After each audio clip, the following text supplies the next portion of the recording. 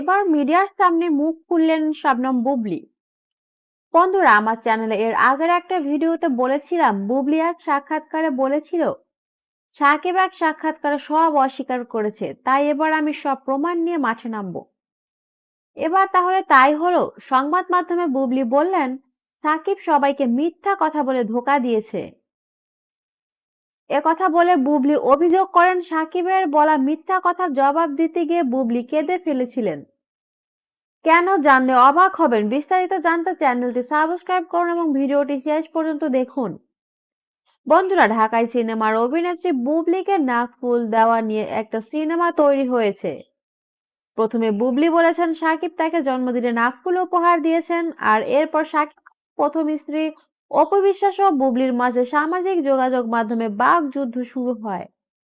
তারপর জল আরো ঘোলা হলো সাকিব খানের বক্তব্যের পর। সাকিব খান বলেন বুবলী একটা কেন 10টা নাকফুল পেতেই পারে, তার আত্মীয় স্বজন বন্ধু বান্ধবের তো অভাব নেই। কিন্তু আমি একটা কথা পরিষ্কার করে বলে দিচ্ছি, আমি কোনো নাকফুল উপহার দেইনি। তার সঙ্গে আমার কোনো ধরনের যোগাযোগই নেই। তার সঙ্গে উপহার দেওয়া বা উইশ করা কোনোটি হয়নি। শুধু সন্তানের প্রয়োজনের জন্য তার সাথে কথা বলা হয়। বুবলী এক পর্যায়ে কেঁদেই ফেলল। সাক্ষাৎকারে তিনি বলল সাকিব মিথ্যা কথা বলে সবাইকে ধোঁকা দিচ্ছে, আসলে তৃতীয় পক্ষের উস্কানিতে এসব করছে।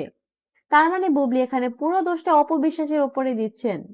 বন্ধুরা, আপনাদের কি মনে হয়, আসলে কি সব দোষ অপবিশ্বাসের নাকি সাকিব খান নিজে থেকে এটা করছে? তা কমেন্টের মাধ্যমে জানান। আর পরবর্তীতে আপডেট নিউজ পেতে সাথে থাকুন সবাই।